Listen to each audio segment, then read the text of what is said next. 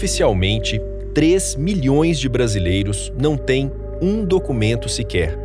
Nem carteira de identidade, CPF, certidão de nascimento, nada. Simplesmente não existem para o governo federal. E os pedidos de auxílio emergencial durante a pandemia do coronavírus trazem um alerta. Esse número pode ser muito, muito maior. Este é o tema do Câmera Record desta semana e também deste podcast. Eu sou Marcelo Magalhães, sou editor executivo do Câmera Record. Hoje eu divido este podcast com o repórter Romeu Piccoli, que fala comigo por videochamada. Tudo bem, Romeu? Tudo jóia, Marcelo. Sempre um prazer estar aqui.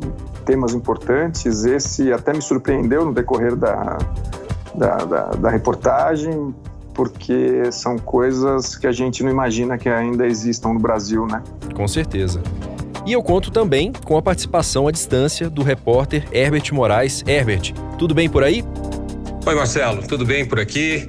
Pronto para a gente discutir esse assunto aí que é tão importante, né? Os invisíveis, um assunto pertinente no nosso país. Vamos lá. O Herbert e o Romeu estão em casa, em quarentena preventiva.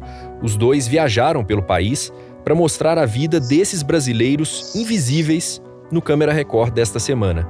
E eu começo com uma dessas histórias, da Stephanie Matos, aqui de São Paulo. A Stephanie não sabe ao certo nem quantos anos ela tem. Ela acha que tem entre 23 e 24 anos. Isso porque a Stephanie não tem documentos e não consta nos registros oficiais do governo, com uma exceção, o sistema prisional. E foi em frente ao presídio que ela conversou com o Romeu Piccoli. Como é que você veio parar aqui? Foi em 2012, eu estava na Guianás. Foi a minha primeira vez que eu trafiquei assim de verdade, depois de grande. E a polícia foi, fechou lá em cima na rua da Guianás e me levaram presa. E eu vim parar aqui em Franco da Rocha. Eu comecei a ser um vaporzinho para me poder ter meu dinheiro, ter minhas coisas, ter que tomar banho, ter que comer. E eu procurei esse lado ruim, né? É a lei da rua. É a lei da rua. Como é que você sobrevivia na rua? Como é que você fazia para sobreviver? Eu ficava ali pro lado da Egabaú, ali às vezes eu ficava pedindo dinheiro, às vezes nós ganhávamos dinheiro, às vezes nós comia, às vezes nós não comia. E o fato de você não ter documento, quando você foi presa, foi levado para cadeia, como é que foi? Eles pediram meu nome completo, eu dei meu nome, eles pediram o RG, eu falei eu não tenho RG, pediram... Eles falaram assim, agora esse aqui então vai ser seu novo documento, que é esse papel que eu tô hoje. Que eles ponharam a minha matrícula, ponharam um RG criminal.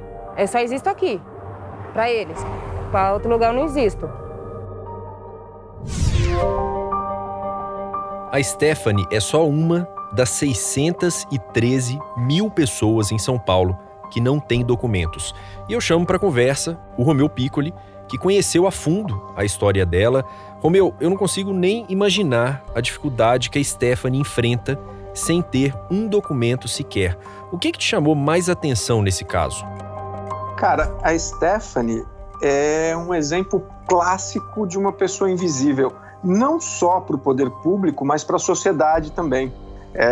Ela fugiu de casa, ela não sabe exatamente quantos anos ela tinha, uma família muito problemática, mãe alcoólatra, e ela fugiu de casa por volta de 6 ou 8 anos, né? E aí ela foi para a rua e com essa idade, entre 6 e 8 anos, ela já experimentou o crack, já se tornou uma dependente rapidamente e morou na rua a vida inteira. E ela só se torna visível quando ela faz alguma coisa errada, que aí ela é presa por tráfico de drogas e na cadeia ela ganha um RG criminal, que esse é o único documento que ela tem até hoje. Então, você imagina a vida que essa pessoa tem, uma criança que começa a usar crack com 6, 7 anos de idade, qual é a perspectiva que ela vai ter? No que ela vai se transformar? Ela é até um exemplo positivo, porque ela hoje está casada, ela conseguiu sair da rua depois que ela foi presa, ela conseguiu se recuperar da droga, mas é o que ela viveu, né, cara? Assim, você vê na cidade de São Paulo uma pessoa que não tem documento. A gente está em 2020. É uma coisa inimaginável, né? Então ela fica completamente à margem de tudo, de todos os direitos que um cidadão tem. E o mais inacreditável é que essas dificuldades, infelizmente, não são exclusividade da Stephanie, porque são milhões de brasileiros que enfrentam os mesmos problemas todos os dias. Quem comenta isso pra gente, inclusive, é o economista Marcelo Neri, do Centro de Políticas Sociais da Fundação Getúlio Vargas. De consequência, a pessoa vive uma vida paralela. São invisíveis aos olhares do Estado e até de outras pessoas. Elas não têm documento, elas não têm referência sobre elas, o que no século XXI, na era da informação, constitui um absurdo completo. Então elas estão à margem, inclusive, das estatísticas e, de alguma forma, elas estão no radar da política pública e mesmo da política de combate à pobreza. Então, são pessoas que ficam indefesas e é uma armadilha. Ela não tem um registro de nascimento, então ela não consegue fazer uma inscrição na escola, no mercado de trabalho, num programa social. Então, ela continua pobre. Então, uma parte dessa armadilha de pobreza que existe na sociedade brasileira. Outra pessoa que, lamentavelmente, caiu nessa armadilha de pobreza, como disse agora o Marcelo Neri, é uma mulher do Rio de Janeiro chamada Gisele da Silva. A Gisele está entre as 224 mil pessoas que oficialmente não têm documentos no Rio. E o Herbert Moraes conheceu bem a história dela, né, Herbert? É isso aí, Marcelo. Nós passamos 4 dias no Rio de Janeiro acompanhando o dia a dia da Gisele e do Fábio, que é o namorado dela. Nós descobrimos, no final da história, que ela tem 22 anos e meio, ela vai completar 23 anos em janeiro do ano que vem. E ela mora na rua, como já disse, com o Fábio, que também é morador de rua.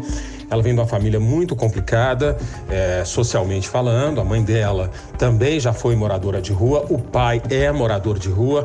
A mãe dela tem alguns problemas mentais, mas, no entanto, consegue ainda trabalhar e sustentar uma casa com uns R$200, que é o que ela tem para poder pagar o barraco onde eles moram, ali na Vila Cruzeiro.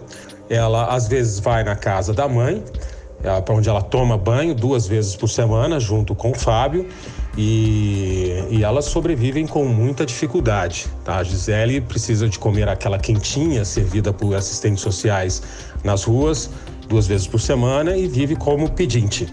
E é uma dessas que caíram nessa armadilha de pobreza, como nós vimos agora há pouco com o Marcelo Neri. E a gente separou um trecho curioso, que foi quando a Gisele esteve em um posto de saúde para passar por uma consulta médica e ser vacinada pela primeira vez em 20 anos. Sem os documentos, ela achava, claro, que nunca poderia fazer isso. Vamos ouvir então esse trecho da Gisele com o Herbert Moraes. A Gisele tomou vacina quando ela era muito pequena. Desde então, nunca mais. E é isso que a gente vai fazer aqui agora, nesse posto de saúde. Gisele, tá com medo de tomar vacina? Tô. Medo de quê? Eu tenho medo de tomar vacina e agulha quebrando meu braço.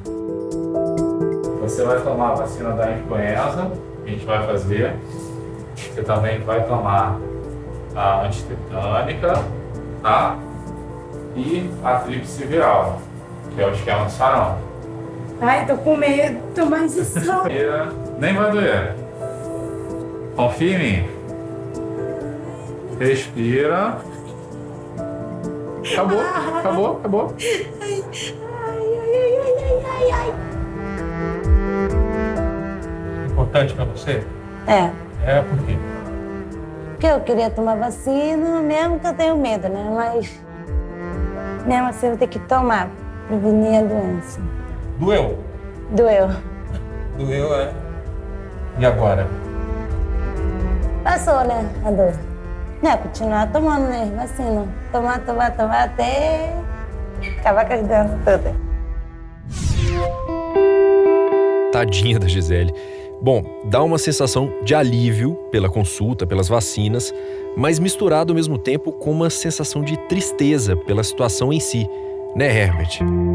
Muito triste toda a situação que ela vive, não só dela, como do Fábio, como dos outros moradores de rua em que nós tivemos contato ali durante essa matéria. Mas a questão dela em si, por ser invisível, é o que realmente dá mais tristeza, né? A pessoa não ser reconhecida por órgãos de saúde, por órgãos sociais e, enfim, não ter nenhum registro, né? A pessoa simplesmente é uma invisível. Isso faz com que tudo para ela se torne ainda mais difícil do que para as pessoas que já estão na pobreza extrema. E até mesmo uma coisa tão simples como uma vacina, né? Ela não sabia, por exemplo, que ela tinha direito, segundo uma portaria do Ministério da Saúde, toda pessoa tem direito ao atendimento no SUS, mesmo não tendo nenhum documento. Ela achava que por não ter documento, por ser invisível, ela não tinha acesso a esse tipo de consulta. E ela já estão esperando a Gisele no próximo mês para ela tomar a segunda dose de todas essas vacinas que ela tomou.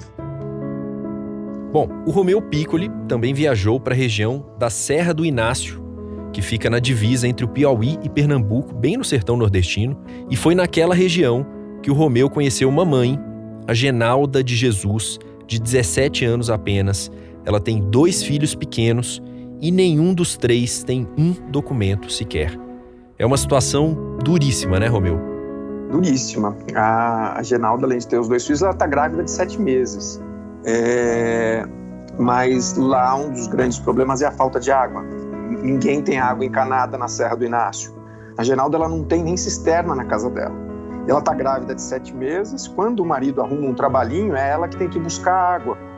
E aí ela põe um balde de 20 litros na cabeça, ela vai na casa da vizinha e põe esse balde pesado, que eu peguei, o balde é pesado, assim, e ela põe na cabeça e leva para casa dela. Isso ela faz umas 4 viagens no dia. É uma água barrenta, que é uma água de barreirão, que eles chamam, né? Não é uma água limpa. Ela só coa um pouquinho ali num pano, e sem ferver, sem cloro, sem nada. E é essa água que ela, grávida, toma, que os filhos de 2 e 3 anos tomam. Ela não tem documento, os filhos não têm documento. Ela nenhum, né? Nem certidão de nascimento. Então, assim, ela tá alijada de tudo. É impressionante a coisa. É lamentável mesmo e é um número absurdo de pessoas que passam por essa situação. E como é que a gente soluciona esse tipo de problema que tanta gente enfrenta por todo o Brasil? Nós fizemos essa pergunta ao economista Marcelo Neri, do Centro de Políticas Sociais da Fundação Getúlio Vargas. A solução é, primeiro, você fazer um processo de busca ativa, de tentar localizar as pessoas sem documento, fazer mutirões de reconhecimento dessas pessoas e, de alguma forma, tentar fazer com que esse processo já seja com dados biométricos, de digitais, de íris, etc., para que essas pessoas sejam não só conhecidas, mas também elas possam serem reconhecidas aos olhares do Estado, por exemplo, na emissão de um benefício emergencial ou na hora de tirar uma carteira de trabalho, etc. Nos vários eventos da vida da pessoa, esse documento vai se mostrar importante. Fica então o nosso registro de toda essa situação e a nossa esperança de que um dia, nenhum brasileiro tenha que passar mais por um problema tão básico e, ao mesmo tempo, tão prejudicial à vida de qualquer pessoa. Bom, eu encerro esse podcast lembrando que no domingo, 28 de junho, tem Câmera Record com a reportagem completa sobre os invisíveis. O Câmera Record é sempre às 11h15 da noite, logo depois do Domingo Espetacular. E se você estiver ouvindo este podcast depois do dia 28 de junho, não tem problema. É só acessar o playplus.com para assistir a íntegra de todas as reportagens do Câmera Record. Romeu Piccoli, super obrigado pela conversa de hoje e por dividir com a gente esses bastidores da reportagem. Eu que agradeço, Marcelo. É sempre, como eu já disse, é um prazerzão estar aqui. São assuntos importantes. Obrigado a você e a todo mundo que está nos ouvindo. Um abração. Um abraço. E meu muito obrigado também ao Herbert Moraes. Prazer falar com você, Herbert. Prazer é todo meu, Marcelo. Sempre bom participar desses podcasts comandados por você. Um abração. E eu agradeço muito também, claro, a você pela companhia neste podcast. Espero de verdade que você tenha gostado. Até a próxima. Tchau.